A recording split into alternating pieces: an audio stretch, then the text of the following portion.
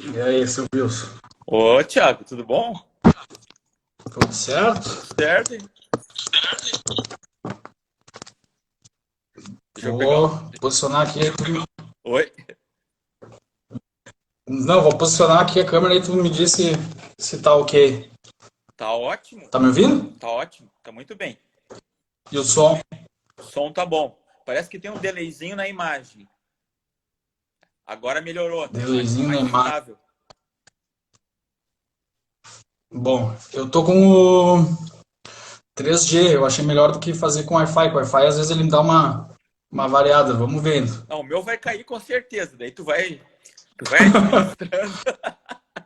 Não tem essa. Dá um jeito de ficar aí. A minha rede cai por dois motivos. Um, porque a rede cai. Outra, quando fazem uma pergunta muito difícil, ela cai também. Difícil. Ah, a minha vai cair também. Que saco. Não, tá louco. Segura essa rede aí. Tá louco. Ó, já tem 13 pessoas assistindo aqui. Eu tô aprendendo tudo de novo pra mim aqui, Thiago. Eu também nunca fiz uma live na vida. Vamos ver. Ah, tá. Vamos Se testar. alguém nos fizer uma pergunta, eu respondo aqui nos comentários embaixo, é isso?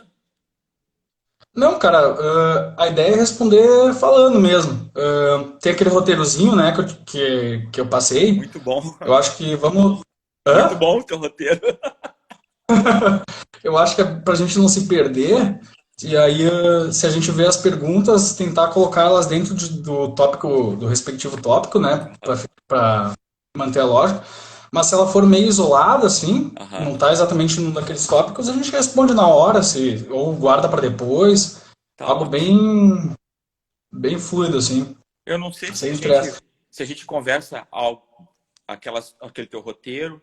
Não sei se vale a pena contar um pouco da história da equipe, do acidente de Sim, trânsito. Tem eu bastante acho que iniciar coisa para assim. falar. É. Aham. Eu acho que é mais válido do que tentar esmiuçar muito a parte técnica, né? Aham, A ideia não é essa, né? aham, Então, eu acho que quando a gente for se apresentar ali, quando bater 7 pontos, aham. tu pode iniciar dessa forma, que aí tu tá mais tempo ali, mais ou menos aquilo que a gente conversou Tá. na semana passada ali, né? Aham. Como é que grava isso aqui? Quem é que vai estar gravando? Pelo que eu entendi, quando eu terminar a live, vai aparecer que quer gravar essa live, Aham. e aí ela vai automaticamente Gra- ser gravada. Tá. Então, Vai ser pra ti, porque tu que é o vai anfitrião, né? ser isso. Eu sou Ah, anfitrião? tu que vai ter que apertar o botão aí de gravar. Tu que entrou com a Tá, já senha. tá indo. Ah, Já tá indo. já tá. Teoricamente já tá gravando. Opa, Vai. cuidado pra não falar bobagem aqui então. É, isso que eu ia falar. Esse besterol aqui que a gente tá falando tá sendo gravado. Tá bom. Mais uns 3 minutinhos aí. Legal, tô gostando dessa tecnologia, bem interessante. Interessante. Uhum. Somos modernos. Que legal.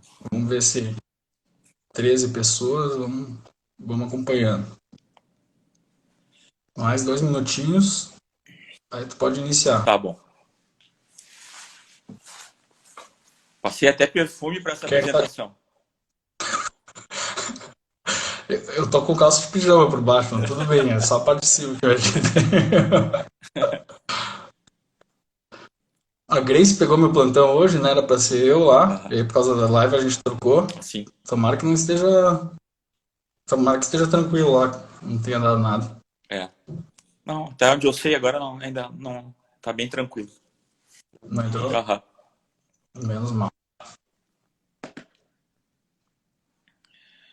E aí o pessoal pode ir também perguntando, que aí a gente fica meio de olho. Aham. Podem ir perguntando que aí, à medida possível, a gente vai respondendo também. A ideia é ser mais um bate-papo do que ser uma coisa muito formal, né? É, o acidente de trânsito, se quiser, pode se tornar uma coisa bem informal. Bem informal ou bem Bem formal? formal. Uhum. Sim. A minha voz, tá chegando bem a minha voz aí pra ti? Tá tranquilo, 100%. Ah, tudo. Sincronizado com a imagem também. Uhum. Eu tô vendo aqui só as pessoas que estão entrando. Já tem 20. Né, Vai passar de 1000. Sérgio, Renato. Pô, mais do que aquelas lives de sertanejo. Sérgio entrou ali. Boa noite, Renata. Tudo certinho. Boa. Se quiser iniciar, Wilson, bateu as. Ó, se não der nada, não precisa pagar o plantão. Bateu as 7, cara. Se quiser iniciar, vai contigo. Te apresenta e faz Tá legal. o início aí. Boa noite a todos. Obrigado aí pelos que estão presentes, participando dessa live aí comigo e com o Thiago. Vou começar me apresentando, então. Sou Wilson Torezan Júnior, sou perito criminal oficial do IGP desde o ano de... Agora vou entregar a minha idade aqui, né? Desde o ano de 2001. O ano que vem vão fechar 20 anos que eu estou trabalhando nessa função de perito criminal oficial. Em 2001 eu entrei como concursado emergencial. Era uma forma de tentar suprir a carência de peritos que tinha na época, antes de fazer o concurso, que é um procedimento que toma tempo e demora, né? Então, de 2001 até 2004, praticamente 3 anos, eu trabalhei como perito criminal emergencial. Depois acabei fazendo o concurso e passando, né? Eu conheci a perícia criminal através do colega perito Rodrigo, que hoje é aposentado, né? E eu tinha um perfil que se encaixava muito, muito bem no perfil do engenheiro que trabalha como perito criminal. Eu estava dando aula na época de 2001 a 2004 na Universidade Federal do Rio Grande do Sul, uma cadeira que basicamente é matemática e física aplicada a eventos como os de acidente de trânsito, que era mecânica vetorial. Os engenheiros devem lembrar de uma forma meio triste dessa cadeira, que ela é uma cadeira realmente muito complicada, né? Metade dos meus alunos acabavam sendo reprovados, era um troço terrível, era um funil. Mas esse passado todo de professor, depois eu fiz mestrado e doutorado na área de mecânica também, acabaram me preparando muito bem para essa área de acidente de trânsito. Né? E a partir de 2004, então, já como perito, não mais emergencial, mas realmente concursado, eu trabalho até hoje. Essa equipe de acidente de trânsito que hoje existe, Thiago, ela foi fundada em 2003. Na época, a chefe da seção era a perita Marion, hoje aposentada também. E a diretora era a perita Eliana, também aposentada. Né? Eu devo ser o último remanescente da primeira equipe de acidente de trânsito do GPRS. Deixa eu ver se eu lembro o nome de algum deles. Perito Rodrigo, perito Clóvis, perita Diva, perito Luciano, o ex-perito criminal também aposentado, perito Décio Malmes. Rapaz, o perito, acho que o Marcos Pasvale, que hoje trabalha em Caxias do Sul, também foi um dos primeiros a participar dessa equipe. Né? E desde então eu me apaixonei por essa área de acidente de trânsito. Como eu tenho uma formação acadêmica muito forte, com mestrado, doutorado e especialização na área de educação também, eu esqueci de falar no início, eu sou engenheiro mecânico, né? E isso facilitou muito a minha vida e hoje eu sou uma das pessoas que mais pesquisa acidente de trânsito no Brasil. E tenho divulgado essa área, né, para chamar mais pesquisadores, para formar mais peritos, né, nessa área, que ainda precisa muito se desenvolver, mas nós vamos conversando aos poucos, ao longo da live. Eu vou deixar o Thiago se apresentar e falar um pouquinho agora. Só, cara, ali entre quando tu pegou como emergencial, tu já entrou antes de existir a Ipatran, tu trabalhava em qual setor? Quem atendia o acidente de trânsito de 2001, 2004 era o pessoal do local de morte. Eles atendiam qualquer local na rua, né, perícia externa, inclusive acidente de trânsito. E nós, engenheiros que estávamos trabalhando no DC, que era na antiga Avenida Princesa Isabel, que o prédio incendiou, hoje está lá abandonado, é algo que, para quem trabalhou na época naquele prédio, passa por ele incendiado hoje, é algo que nos deixa bem triste, assim, é um troço meio depressivo, assim, porque a gente viveu muitos momentos bons lá, né? Foi o início da nossa carreira. O pessoal do local de morte fazia um trabalho excelente também de levantamento dos locais de acidente de trânsito. Entretanto, eles não tinham tempo de se especializar muito nos detalhes da reconstrução do acidente de trânsito. Inclusive, muitas vezes não tinha uma formação adequada para isso. E a diretora, a perita Eliana, eu e a Marion, acabamos entendendo que poderíamos aproveitar os engenheiros da engenharia forense, lá engenharia legal, e montamos essa primeira equipe no formato que praticamente segue até hoje, né? Uhum. E era isso. Bom, eu sou o Thiago Wendel. Eu não tenho uma formação tão extensa quanto meu amigo Wilson Torresan, mas eu também sou engenheiro mecânico, sou formado ali na URGS. Me formei em 2015 e entrei no último concurso. Na verdade, nós temos o Wilson, que é desde o do início da Ipatran, e eu estou aqui representando os mais novos que tem ali. Entrei no concurso de 2017, né? Foi meio que de paraquedas, assim, porque eu tinha decidido ser concurseiro, etc. Fiz um concurso para perícia lá no Distrito Federal, né? Lá é Polícia Civil, né? Mas para a área da perícia. E estava mais focado em fazer concurso para tribunais TRF, TRT, etc. E acabei passando ali meio que no susto. Foi Não, não ótimo foi no susto, porque, não, pá, gente. Esse cara é muito inteligente, um dos primeiros colocados. Acredito que no concurso da vaga de engenharia mecânica ele foi o primeiro colocado. Ele tá mentindo para nós. mas, enfim. E aí entrei ali em 2017. Primeiro fiquei na parte das perícias mecânicas em depósito, que depois vou explicar mais ou menos como funciona, mas é fazer a parte da perícia nos veículos já retidos em depósito. Fiquei acho que um ano, né, na parte mecânica. Aham.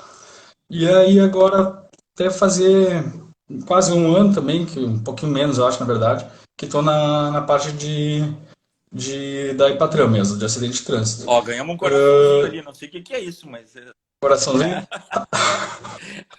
Tamo bem, tamo bem. E estou fazendo duas especializações, uma em relação à engenharia aham. automotiva, uma em direito penal ali na PUC, e vou iniciar agora com o meu amigo Wilson Torresan, uma especialização em reconstrução analítica de acidente de trânsito, na CERAT, na instituição argentina. É basicamente isso. Foi mais o acaso a ter escolhido o GP, a perícia, não era algo que eu almejava, a perícia. Acabei dando sorte, porque caí numa área que tô gostando demais. Não pretendo sair dali Aham. enquanto não me tirarem dali. Tô gostando muito. Aham. Basicamente isso. Mais ou menos isso. O acidente de trânsito, Thiago, ele realmente, para quem gosta, ele é um assunto muito interessante. Mas, como a gente está vendo, eu tenho visto ao longo desses quase 20 anos, ele necessita de muito estudo, muita interação, muita dedicação. E às vezes eu procuro não ser muito duro com as minhas palavras, né? Aquele negócio, eu tenho uma formação acadêmica meio rígida demais, meio engenheiro, um troço quase meio militar, assim, né? Mas em 2001, quando eu entrei e comecei a ter meus primeiros contatos com acidente de trânsito, de lá para cá, eu tenho visto que a perícia brasileira como um todo, a perícia gaúcha também, ela precisa evoluir muito ainda nessa área de acidente de trânsito. De 2001 até 2010, quando eu comecei então a sentar e ver como é que eu aplicava os conceitos de mecânica vetorial a acidente de trânsito, comecei a estudar os primeiros livros que eu achei de acidente de trânsito, do professor Janvier Feitosa Aragão, do professor Oswaldo Negrini, que escreve um livro juntamente com o nosso ex-colega, hoje aposentado, Rodrigo Flaming, né? São livros excelentes, mas é aquele negócio, o cara que pesquisa quer mais e mais e mais, né? Eu descobri também que o primeiro, eu acredito que seja, não posso dar certeza porque eu não fiz assim uma pesquisa tão profunda assim, mas o primeiro livro a ser escrito sobre acidente de trânsito é de um gaúcho.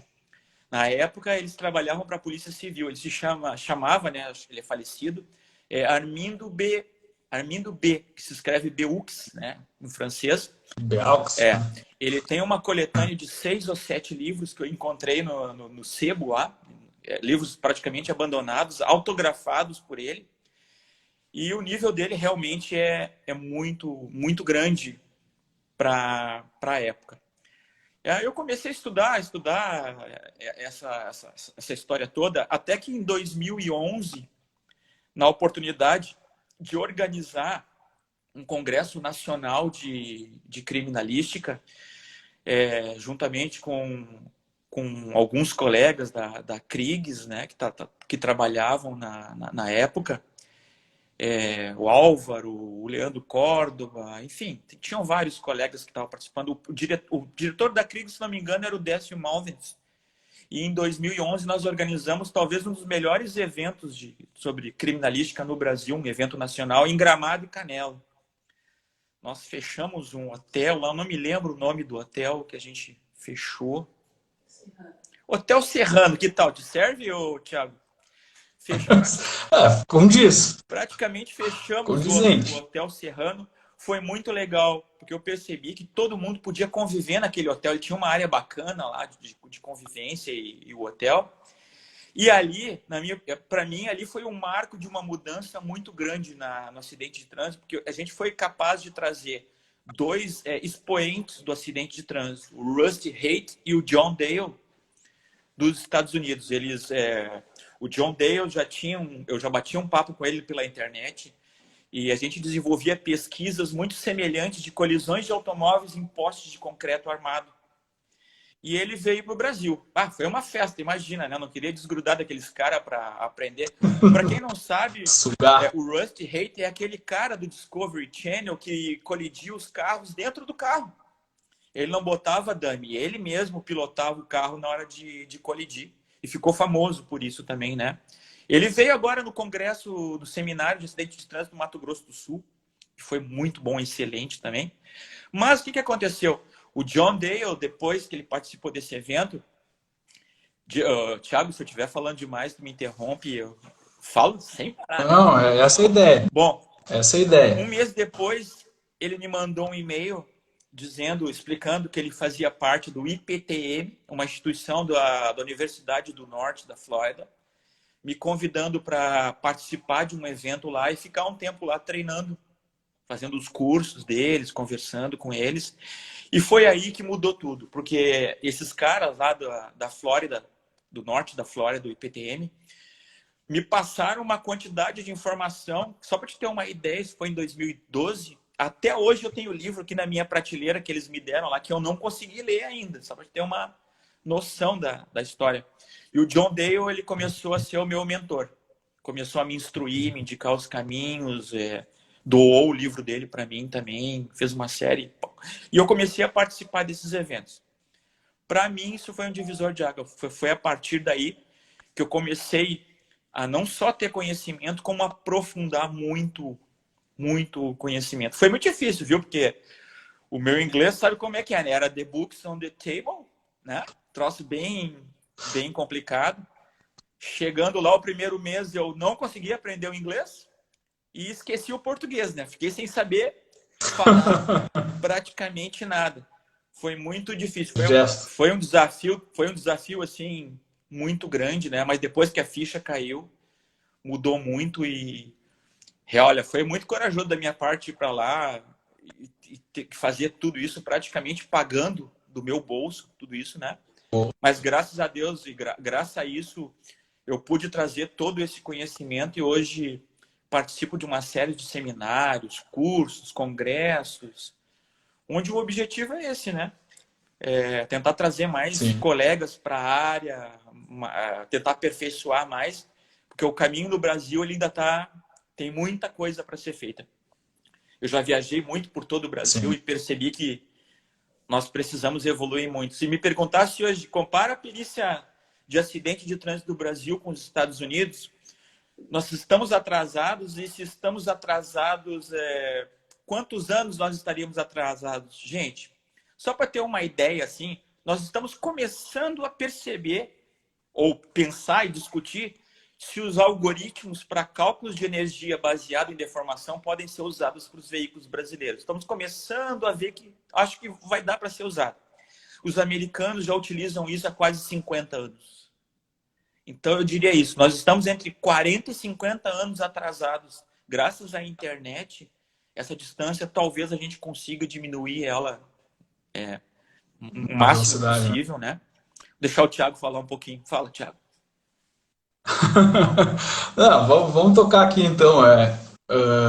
Acho que é bem importante ter essa, principalmente ali na Epatrão, acho que a gente tem uma equipe muito legal, não só na relação ao conhecimento, mas em relação à parceria, que querendo ou não, precisa dos Wilson para tocar, etc. E para passar conhecimento para gente, porque é muito questão de conversar, de aprender um com o outro, porque não tem basicamente um livro que tu vai olhar, tu aprendeu na faculdade isso. Basicamente não vai adiantar quase nada, né? Tipo, então Olha só, é muito tem uma pessoa que fez uma pergunta assim, quais as perícias que o perito engenheiro faz?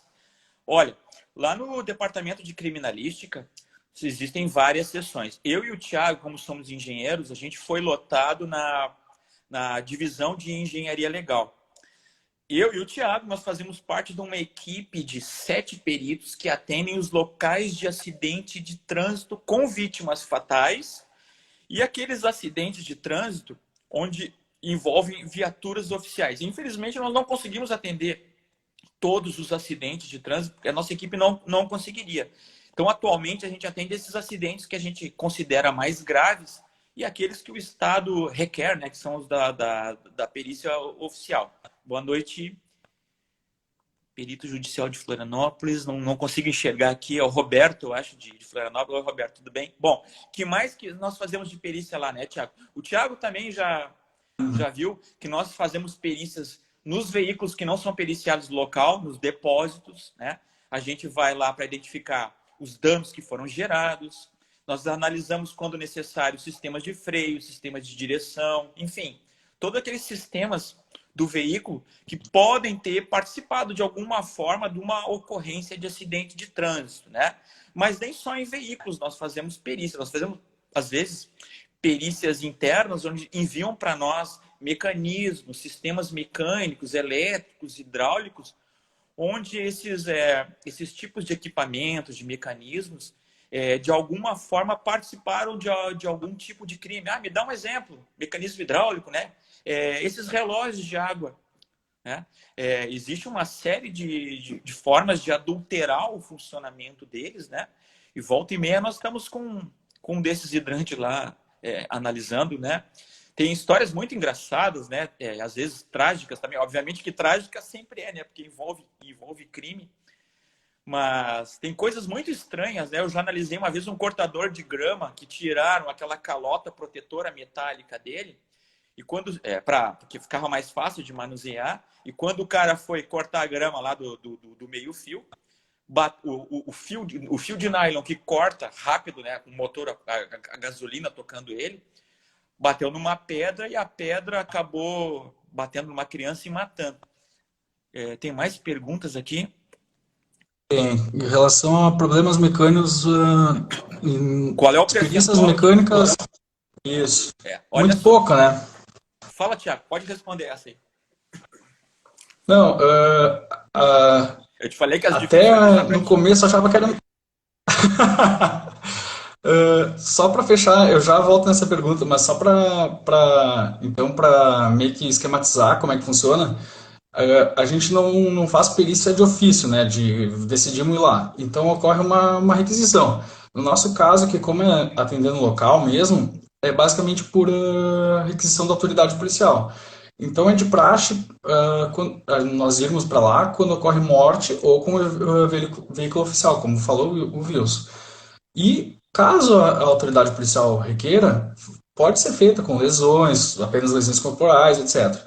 Mas qual é o procedimento padrão? Quando ocorre apenas lesões ou só danos e que possa envolver um crime, vão para depósito e a gente faz a perícia lá em depósito, né? Senão a gente vai ficar o tempo todo na rua, já está travancado a Porto Alegre toda só com peritos, de tanto acidente que tá ali, né?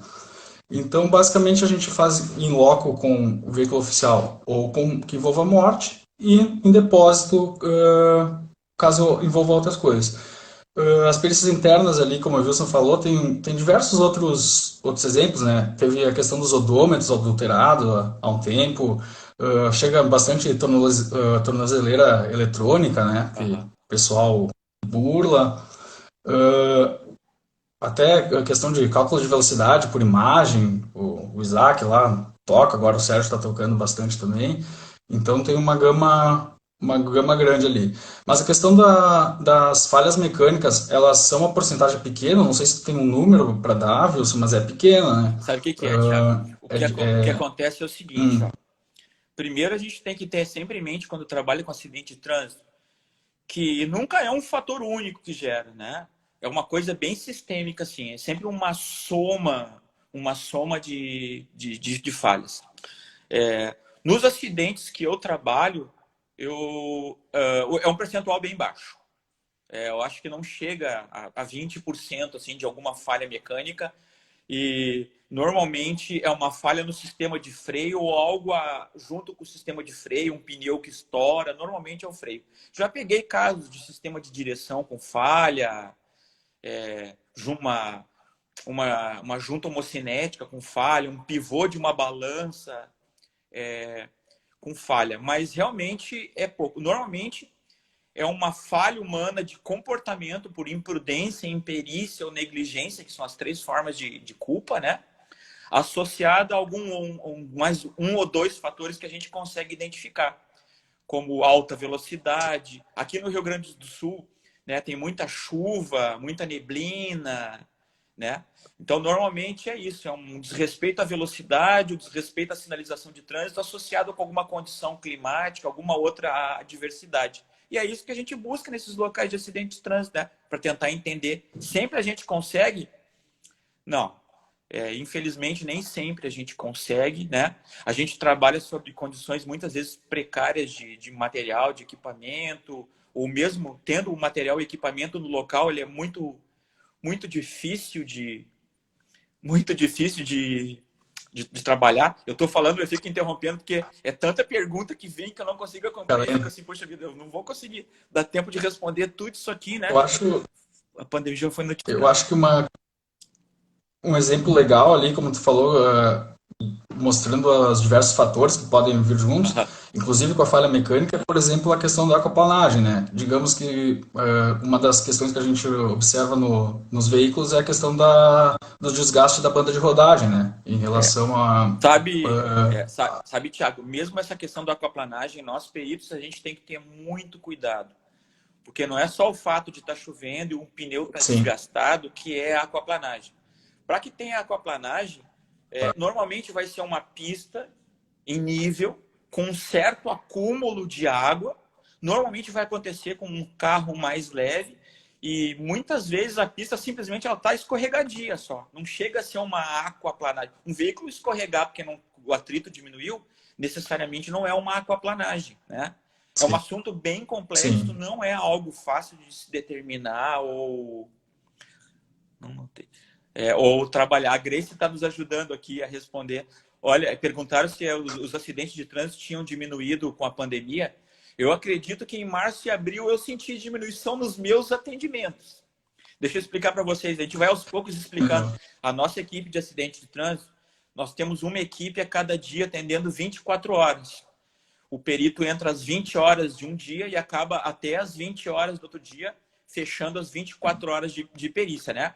As outras 16 horas para fechar as 40 horas, cada um negocia com a Constituição a forma de fazer, né? Normalmente a gente guarda esse tempo para fazer o relato de laudos. O meu plantão,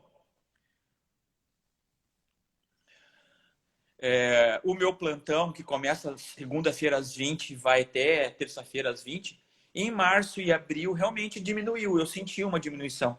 Mas eu não tenho. Eu, como cientista, tenho uma forma de pensar sobre os resultados que é muito interessante. Eu não tenho como dizer cientificamente que foi a pandemia que diminuiu a. Né? Talvez sim, talvez não. É bem provável que sim. Mas muitas vezes a gente passa períodos que atende menos e atende mais, e nem por isso às vezes tem a pandemia. Se me pedisse assim, dar um chute sem pensar muito se está certo ou não, eu acredito que sim, diminuiu um pouco. A Grace, por exemplo, respondeu agora dizendo que ela não percebeu uma diminuição, mas como eu falei, né?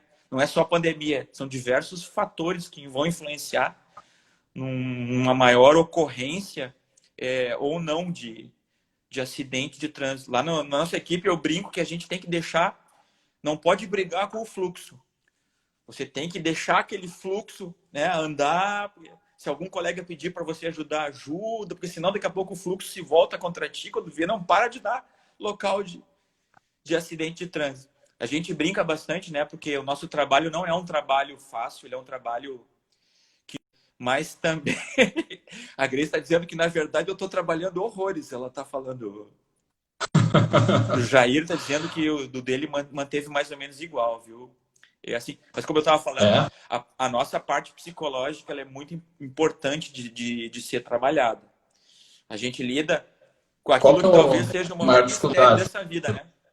Que é a morte. Então, não é algo Tu assim... acha a maior dificuldade, cara? Eu às vezes me sinto meio perseguido, fico meio paranoico, viu, Thiago? Eu vou fazer uma brincadeira agora, né? A gente tem que falar algumas coisas de brincadeira, mas Cuidado. um tempo atrás eu comecei a achar que por onde eu passava as luzes piscavam, viu, ô Thiago? Uma vez eu estava na praia caminhando sozinho, passei por baixo de um poste, piscou a luz, não, isso é uma coincidência, né?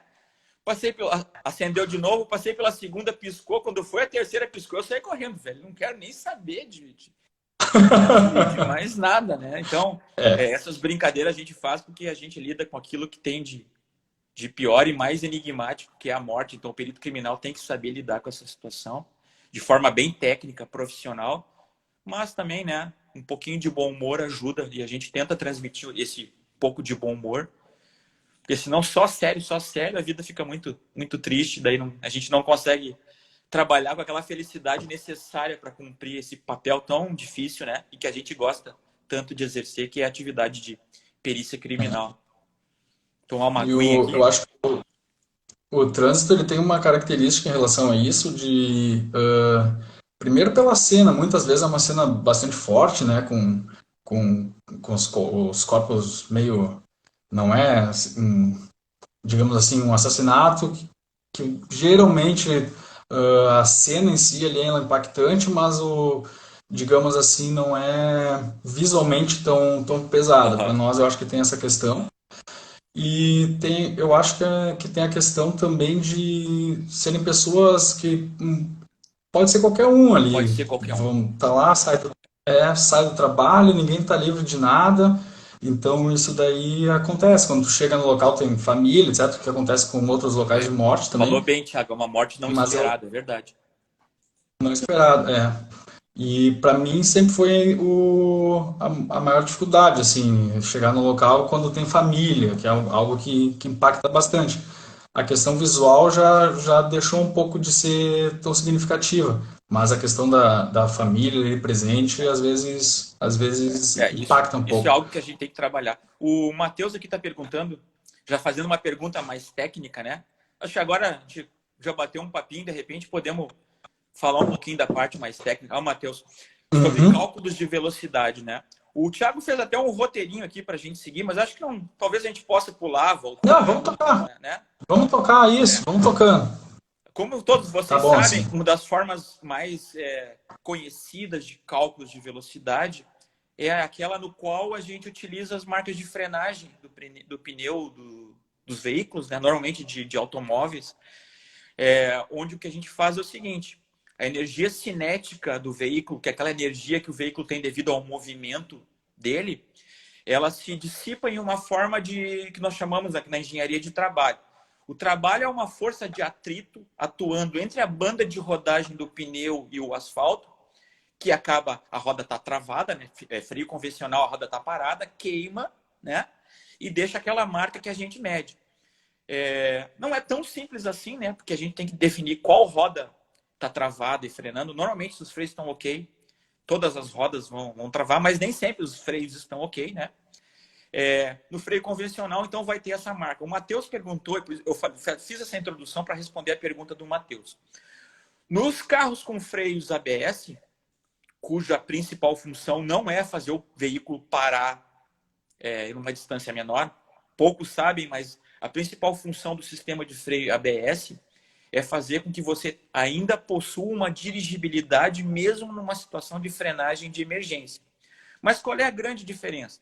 A grande diferença é que o veículo com o sistema de freio ABS, ele, vamos resumir assim, vamos simplificar a explicação. Ele tem um computador que analisa a velocidade do veículo com relação à rotação das rodas. E o que ele faz?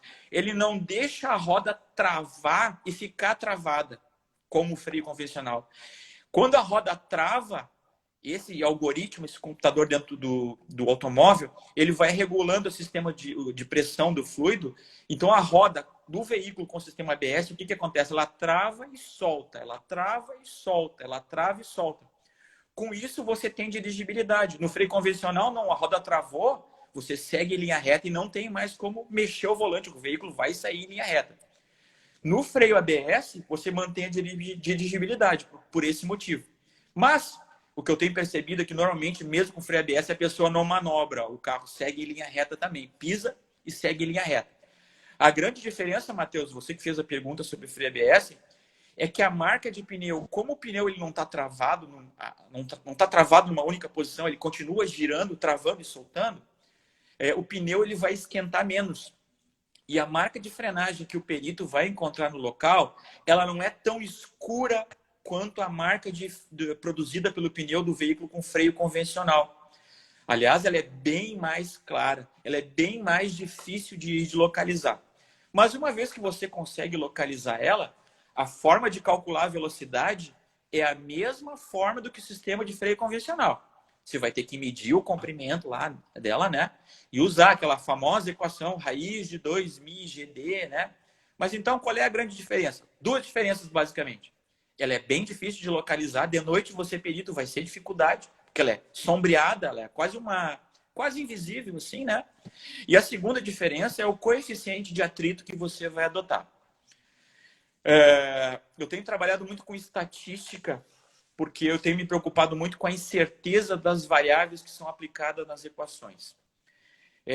Eu participo de muitos grupos de estudo ao redor do planeta inteiro, e hoje é possível isso graças à internet, né?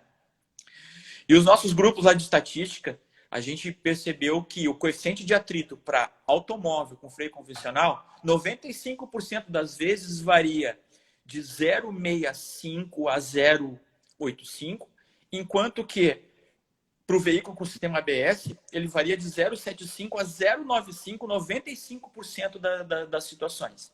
Então, essa vai ser a grande diferença do cálculo, né? Vai dar um pouquinho maior para o ABS, e se o condutor quiser manobrar o veículo, ele vai manobrar.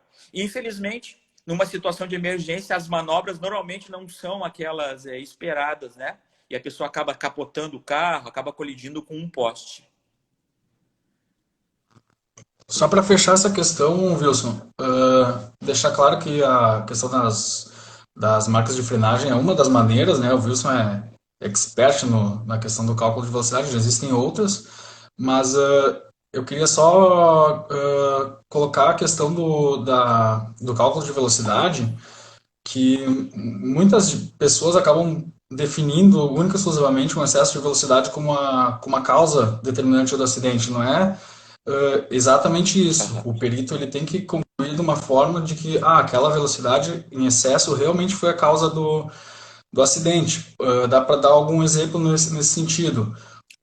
Digamos que estejam fazendo uma obra numa rodovia e o pessoal da obra é responsável por sinalizar que tá fazendo esse trabalho, só que eles acabam colocando a sinalização muito próxima de onde é que eles estão.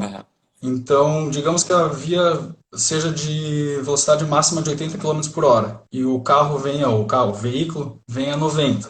Ele está acima do excesso de velocidade. Mas o perito deve mostrar que essa foi a causa mesmo, porque ele pode chegar, principalmente através de cálculo de tempo de percepção-reação, mostrar que mesmo se ele tivesse a 40 km por hora, o acidente ia se dar mesmo. Então não foi o excesso de velocidade que foi a causa determinante do acidente, mas mais a colocação errada da sinalização muito em cima do local onde aconteceu o acidente, né? Se atropelar alguma pessoa que esteja no trabalho. Então, o cálculo de velocidade, ele é super importante, mas ele precisa estar enfileirado com a questão da causa do acidente em si, né? Aham. E isso, simplesmente se colocar lá, estava com 90 km por hora, isso quer dizer que é uma infração administrativa, mas não necessariamente é a causa determinante do acidente, né? Então é importante, principalmente o pessoal do direito, etc., acaba fixando bastante na questão da velocidade, não é exatamente assim, né? É o trabalho do perito expor essas nuances. Como eu tinha falado antes, a gente não tem que pensar assim só em causa determinante também. A gente tem que pensar que são fatores se somando, né? É, a sinalização que tu falou agora é algo bem importante também. Muitas vias que o perito chega não tem placa de velocidade máxima. Lá no artigo, agora eu vou bancar eu decorei antes de vir aqui para a palestra, só para dizer que eu sei bastante legislação, né?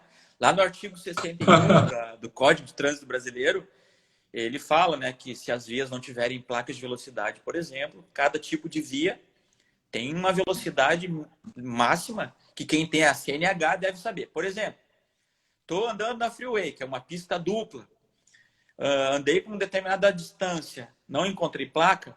Se não tiver placa da distância percorrida de até 15 quilômetros, como é uma pista dupla, uma via rural e rodovia, a máxima velocidade permitida é 110 km por hora, mesmo sem placa nenhuma. Então, tu falou da sinalização, eu estou aproveitando para falar disso.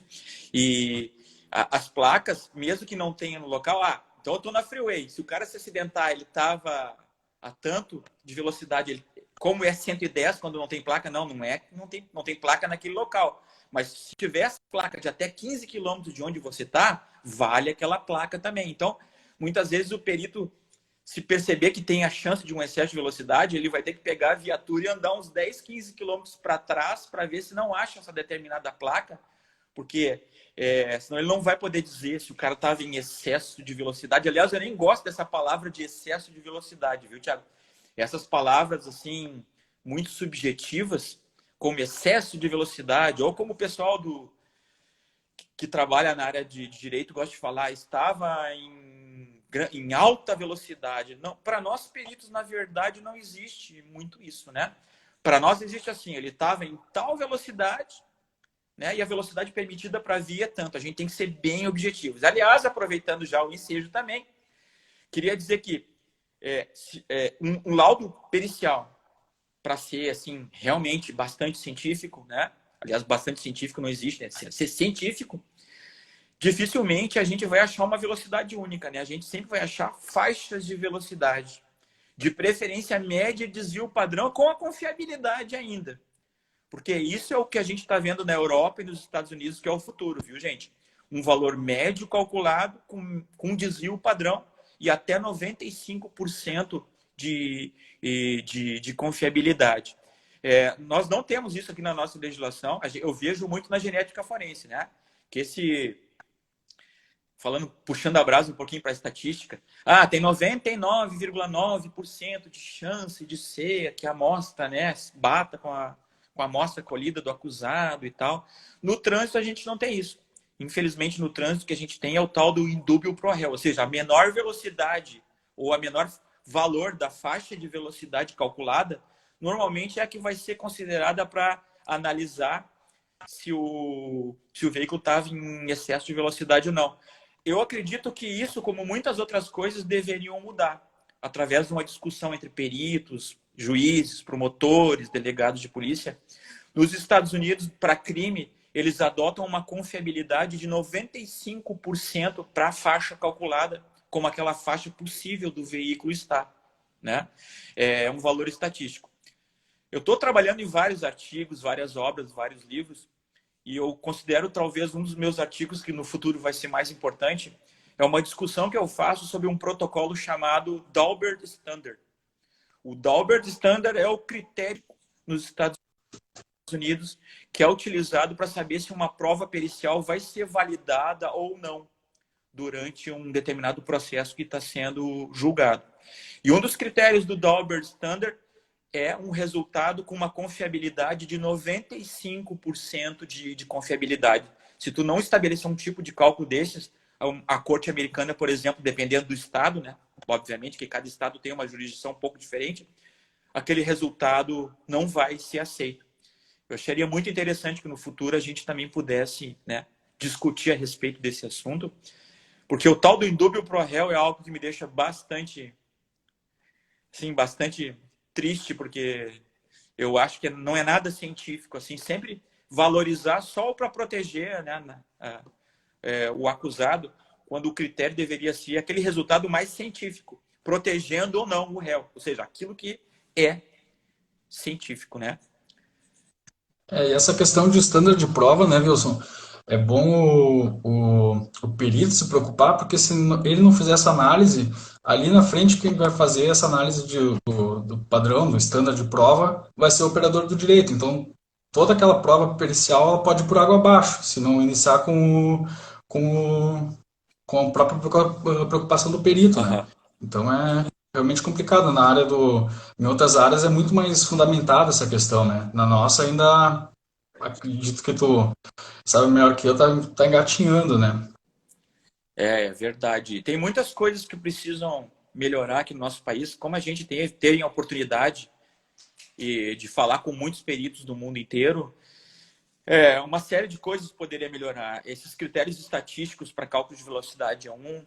Um outro que é muito bacana também, que alguns peritos do Brasil já conseguiram utilizar, é, é aquela história da memória presente no modo central do airbag.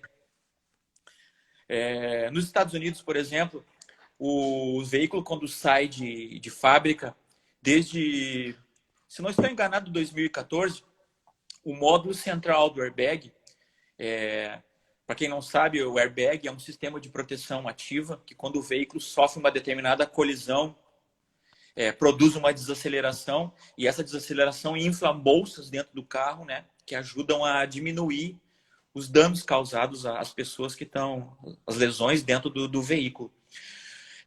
Só que é o seguinte, os engenheiros perceberam há muito tempo que se o airbag consegue medir desaceleração, é porque ele deve gerar um sinal de desaceleração.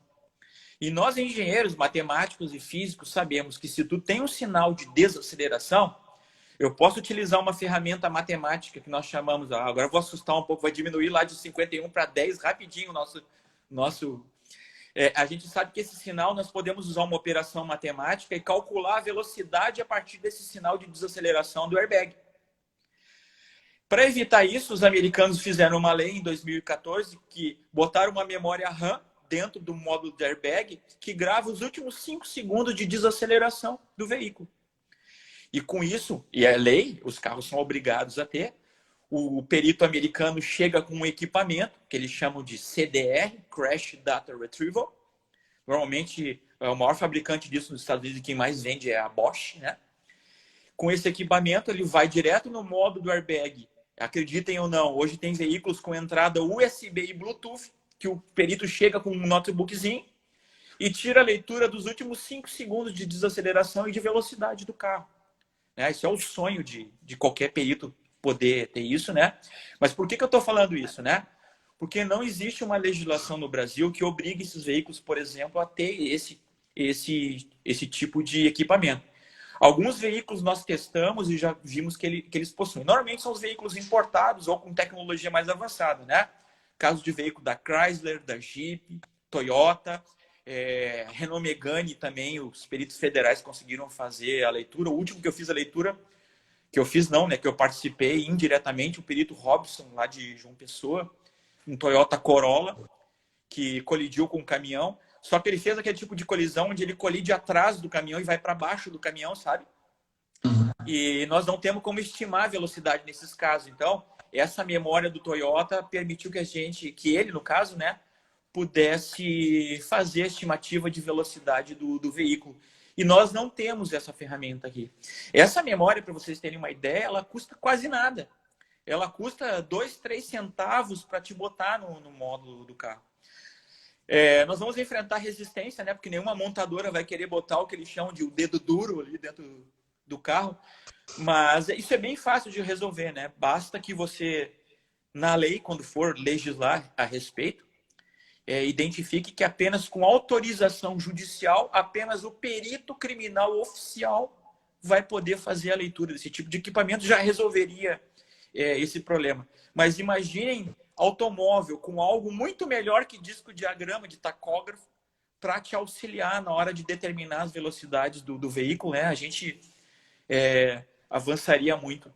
A gente pode falar de muitas coisas que tem que melhorar ainda, né? Na nossa sessão, acredito que foi o ano passado, chegaram alguns equipamentos que têm nos auxiliado, eu estou maravilhado, que são os drones, né?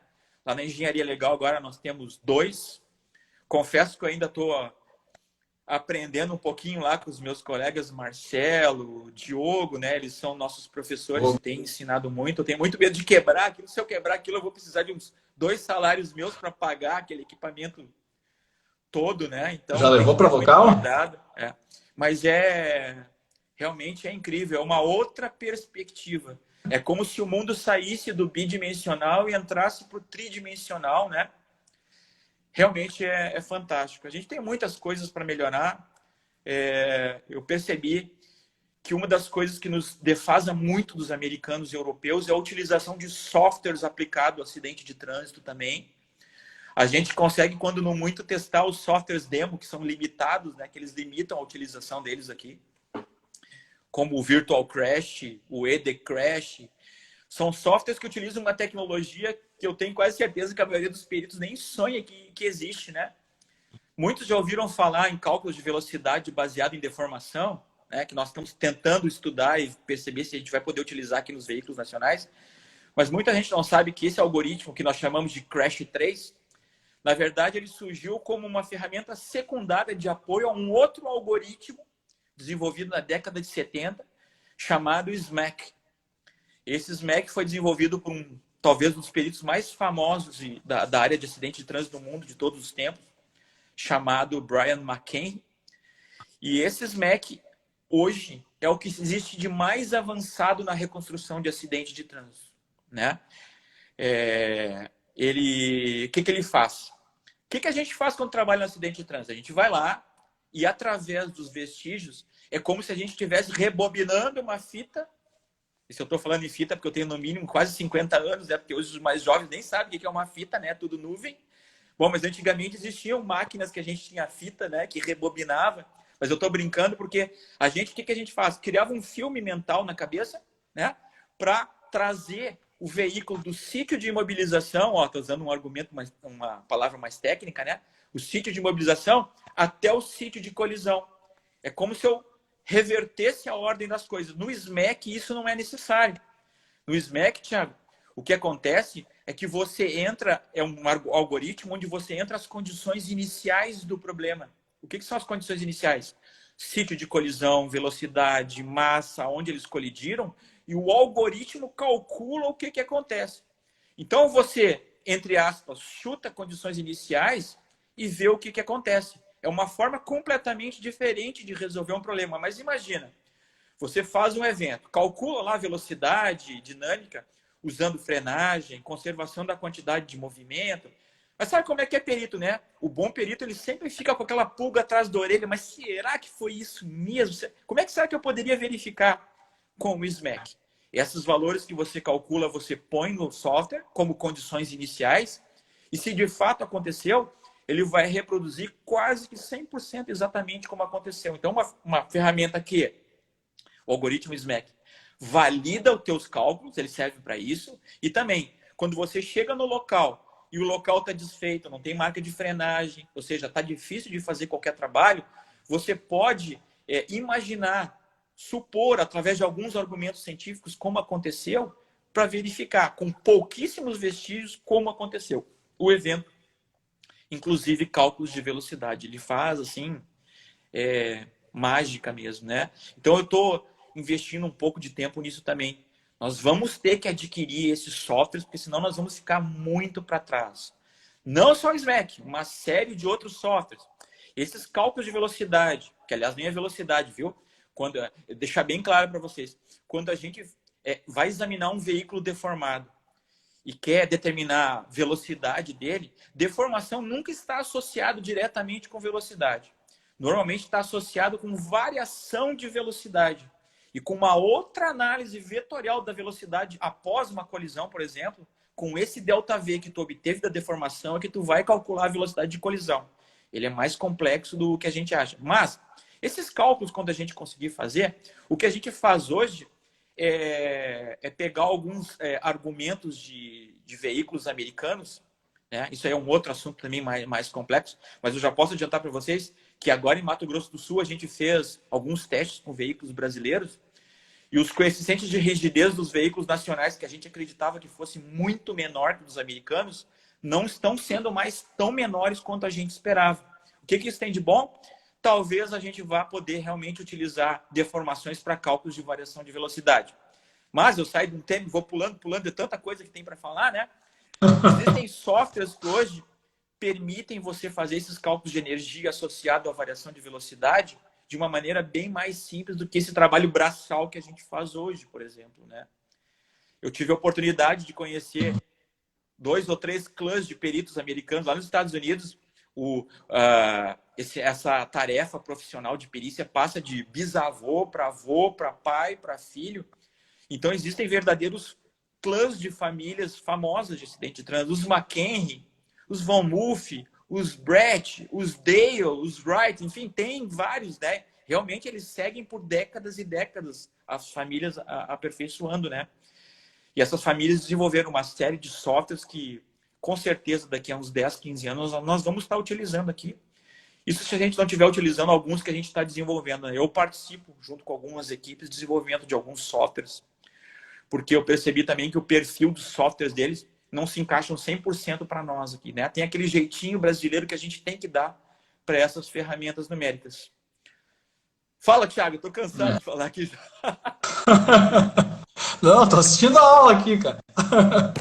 Não, eu acho que a gente tem esse diferencial em relação a outros tipos de perícia, que a gente tem, digamos assim, um sistema que é através das leis da física, as questões vetoriais mesmo, que dá para fazer isso. Tem muitas áreas periciais que isso não é possível. Aham. Então é uma área que a gente é privilegiado de poder utilizar isso, seja para compor o laudo ou para, como tu falou ali, para verificar hipóteses. Aham. E, e pelo que eu vejo aqui, a gente não está nem perto nesse nível, é muito empírico ainda, né? A questão, a maior parte dos laudos. Bom, bateu ali porque eu achei o vestígio, a vítima estava assim, estava assado, então é um caminho longo ainda para utilizar, mas o Sérgio já começou aí com acho, o, o não sei se já chegou a instalar lá o Virtual Crash, tá brincando lá. Nós temos uma versão Então, demo do Virtual Crash. é demo ainda? E entre os. Agora eu vou fazer um elogio para os guris novos que entraram lá na nossa equipe do DC do Rio Grande do Sul aqui.